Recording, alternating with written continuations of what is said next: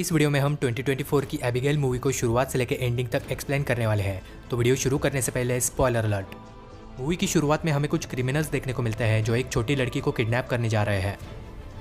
ये लड़की अंडरवर्ल्ड के एक बहुत ही अमीर आदमी की बेटी है, इसी वजह से ये लोग इसे किडनैप करते हैं। तो उनका प्लान है कि उन्हें इस छोटी लड़की को किडनैप करना है जिसका नाम है एबिगेल।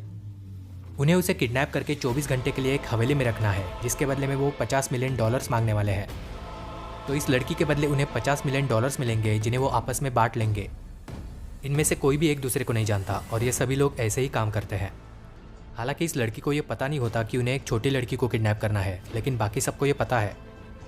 तो वो लोग प्लान बनाते हैं और एबिगेल को किडनैप भी कर लेते हैं और उसे किडनैप करके वो इस हवेली में लेकर आते हैं। ये लोग एक दूसरे को नहीं जानते और काम के वक्त ये नकली नाम का यूज़ करते हैं। मतलब किसी को भी किसी का असली नाम पता नहीं है, सब एक दूसरे को नकली नाम से बुलाते हैं। हवेली पहुंचने के बाद ये लोग एक दूसरे से बातें करते हैं और ये भी जानने की कोशिश करते हैं कि कौन किस पर विश्वास कर सकता है। ये वाली कैरेक्टर खुद का नाम जोई बताती है। किसी को भी किसी का असली नाम पता नहीं है, फिर भी कभी कभी कोई कैरेक्टर बोलता है कि मुझे पता है कि तुम कौन हो। धीरे धीरे हमें कैरेक्टर्स के बारे में पता चलता है और ज़्यादातर हम जोई को भी जानने लगते हैं। धीरे धीरे हमें यह भी पता चलता है कि यह वाला कैरेक्टर ज़्यादातर इसी की साइड लेता है। यह अपना नकली नाम फ्रैंक बताता है और यह भी बताता है कि कभी वो पुलिस वाला हुआ करता था। तो फ्रैंक काफ़ी कोशिश करता है कि वो इन लोगों का लीडर बना रहे और सबको कंट्रोल में रखे। वो सबको ये भी समझाता है कि हमें सिर्फ अपना पैसा लेना है और यहाँ से निकलना है। लैम्बर्ट का कैरेक्टर उन्हें वही छोड़कर 24 घंटे के लिए चला जाता है। जाने से पहले वो उन्हें बताता है कि कोई अपना असली नाम यूज़ नहीं करेगा, ना ही कोई सेलफोन्स का यूज़ करेगा और कोई भी अपनी पिछली ज़िंदगी के बारे में बात नहीं करेगा। एबिगेल को उन्होंने एक कमरे में कैद करके रखा है और यहीं पर कुछ अजीब चीज़ें होने लगती है। जोई भी यहाँ पर आती है और एबिगेल से अच्छी अच्छी बातें करती है। एबिगेल को जोई पसंद आती है, लेकिन वो उससे कहती है कि मुझे माफ़ कर देना क्योंकि तुम्हारे साथ कुछ बहुत ही बुरा होने वाला है। पूरी हवेली अपने आप लॉक हो जाती है और किसी को भी नहीं पता कि यह सब कुछ कैसे हुआ। वो सब कुछ ओपन करने की कोशिश भी करते हैं लेकिन फेल हो जाते हैं। डीन नाम का कैरेक्टर यहाँ वहाँ घूम रहा है और वो कुछ खाने के लिए किचन में जाता है। इसी वक्त उस पर कोई हमला करता है और उसे मार डालता है।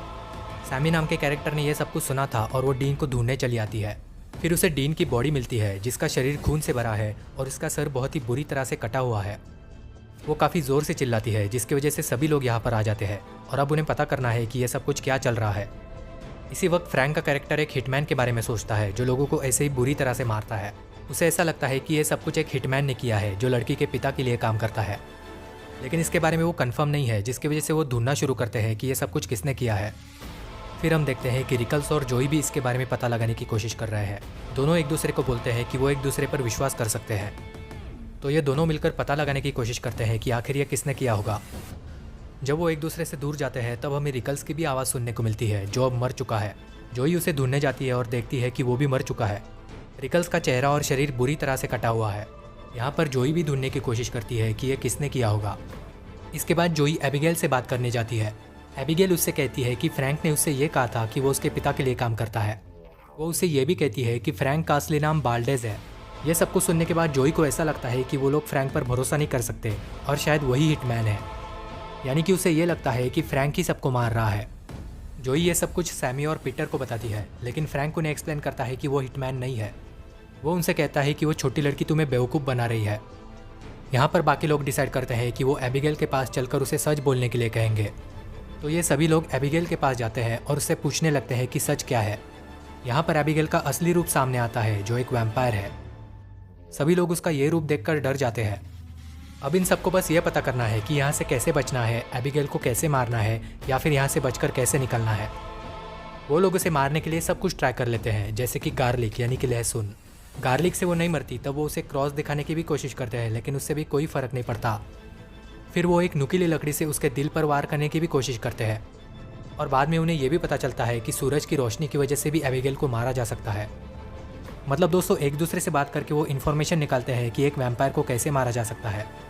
उन्हें जो कुछ भी पता चलता है वो सब कुछ वो लोग ट्राई करके देखते हैं। फिर उन्हें यह भी पता चलता है कि ट्रैंक्विलाइज़र यानी कि वो दवाई जिससे उन्होंने एबिगेल को बेहोश किया था, उससे भी एबिगेल काफ़ी कमज़ोर पड़ जाती है। वो लोग एक प्लान भी बनाते हैं कि वो लोग अलग अलग हो जाएंगे और जिसे भी एबिगेल मिलेगी वो इंटरकॉम पर इन्फॉर्म करेगा। और जब एबिगेल का ध्यान उनकी तरफ होगा तब जोई उसे ट्रैंक्विलाइज़र का इंजेक्शन देगी। उनका यह प्लान सक्सेसफुल होने वाला था, लेकिन एबिगेल सैमी को काट लेती है। अब यहाँ पर हमें कुछ पता नहीं चलता और कोई भी श्योर नहीं है कि सैमी अब वैम्पायर बनेगी या नहीं। इस सब के बावजूद वो एबिगेल को लॉक करने में कामयाब होते हैं। अब यहाँ पर ये लोग एबिगेल से सवाल भी पूछते हैं कि ये सब कुछ क्या चल रहा है। फिर यहाँ पर हमें पता चलता है कि ये पूरा प्लान एबिगेल ने ही बनाया था। जो भी लोग एबिगेल के पिता को परेशान करने की या फिर लूटने की कोशिश करते हैं उनके साथ वो यही करती है। तो वो ये हमेशा से करती आई है। जो भी लोग उसके पिता को परेशान करते हैं वो उनकी लिस्ट बनाती है। वो खुद किडनैप हो जाती है और इस हवेली में आने के बाद वो उन सबको मार देती है। जैसे तैसे करके एबिगेल वहाँ से निकल जाती है और फ्रैंक पर अटैक करने की कोशिश करती है। यहीं पर जोई को रियलाइज़ होता है कि सूरज निकल गया है, इसलिए वो कुछ खिड़कियाँ खोल देती है। सूरज की रोशनी एबिगेल के हाथ पर पड़ती है जिससे उसका हाथ जल जाता है। यहाँ पर सबको सूरज की रोशनी के फ़ायदे पता चलते हैं और वो लोग उसी कमरे में रहते हैं जहाँ पर सूरज की रोशनी है। काफ़ी लंबे समय के लिए वो उसी कमरे में रहते हैं। यहीं पर सैमी और पीटर को एक आइडिया आता है कि वो लोग पावर सोर्स को ढूंढने की कोशिश करेंगे। वो पावर सोर्स को ढूंढने भी जाते हैं, लेकिन यहीं पर सैमी भी वैम्पायर बनने लगती है। एबिगेल ने सैमी को काट लिया था जिसकी वजह से वो वैम्पायर बनने लगती है। यहाँ पर हमें यह भी पता चलता है कि अब वैम्पायर बनने के बाद एबिगेल सैमी को कंट्रोल भी कर सकती है। तो एबिगेल सैमी को कंट्रोल करती है और सैमी यहाँ पर पीटर को मार देती है।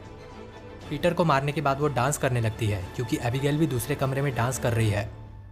एबिगेल उसे कंट्रोल कर सकती है जिसकी वजह से एबिगेल जो भी कुछ कर रही है वैसा ये भी कर रही है। इसके बाद सैमी फ्रैंक को फंसाने की कोशिश करती है, लेकिन जोई को यह पता चल जाता है कि वो वैम्पायर बन चुकी है। जोई के पास कोई रास्ता नहीं बचता और उसे मजबूरन सैमी को मारना पड़ता है। तो वो सूरज की रोशनी की मदद से सैमी को जला देती है। अब यहाँ पर फ्रैंक और जोई बचे हैं जिन्हें एक छुपा हुआ रास्ता मिलता है। जब वो वहाँ पर जाते हैं तब उन्हें वहाँ पर लैम्बर्ट मिलता है। तो दोस्तों यहाँ पर उन्हें पता चलता है कि इस सब के पीछे लैम्बर्ट था। यहाँ पर लैम्बर्ट फ्रैंक को एक चॉइस देता है कि वो वैम्पायर बन सकता है और उन्हें ज्वाइन कर सकता है। यानी कि दोस्तों वो फ्रैंक को काटेगा और वैम्पायर बनेगा और फिर वो दोनों मिलकर एबिगेल और उसके पिता को मार देंगे। लेकिन वो उससे ये भी कहता है कि इससे पहले हमें जोई को मारना होगा। फ्रैंक उसका ऑफर कबूल कर लेता है और वैम्पायर बन जाता है। लेकिन दोस्तों वैम्पायर बनते ही वो लैम्बर्ट को धोखा देता है और उसे मार देता है। वो एक नुकीली लकड़ी को उसके दिल में घुसा देता है। इसके बाद वो जोई को भी मारने वाला होता है या फिर उसे शायद वैम्पायर बनाने वाला होता है।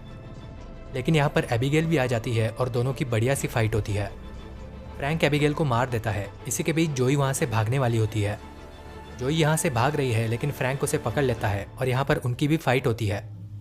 यहाँ पर फ्रैंक जोई से कुछ कहने वाला होता है, लेकिन उसी वक्त एबिगेल वहाँ पर आ जाती है। एबिगेल यहाँ पर काफ़ी कमज़ोर है और लगभग मरने वाली है। एबिगेल यहाँ पर जोई से कहती है कि अगर वो उसे फ्रैंक को मारने के लिए मदद करेगी तो वो उसे वहाँ से जाने देगी। मतलब अब एबिगेल और जोई मिलकर फ्रैंक को मारेंगे। दोनों मिलकर फ्रैंक को मार देते हैं और यहाँ पर हम देखते हैं कि एबिगेल भी लगभग मरने ही वाली है। एबिगेल जोई को वहाँ से जाने देती है, लेकिन उसी वक्त एबिगेल के पिता भी वहाँ पर आ जाते हैं। उसके पिता जोई को मारने वाले होते हैं, लेकिन एबिगेल उन्हें रोक देती है।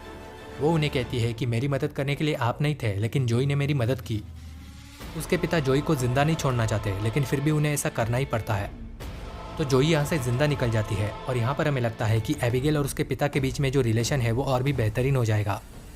तो दोस्तों सभी लोग मर जाते हैं, बस जोई बच पाती है।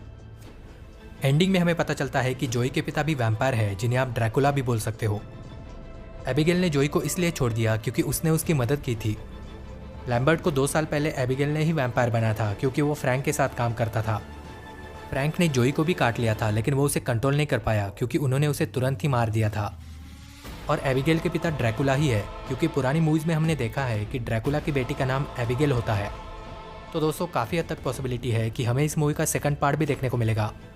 वीडियो पसंद आया होगा तो इसे लाइक ज़रूर कर देना, और अगर आपको ऐसे मूवीज़ देखना पसंद है तो आप चैनल को सब्सक्राइब भी कर सकते हो। ये वीडियो देखने के लिए बहुत बहुत धन्यवाद दोस्तों।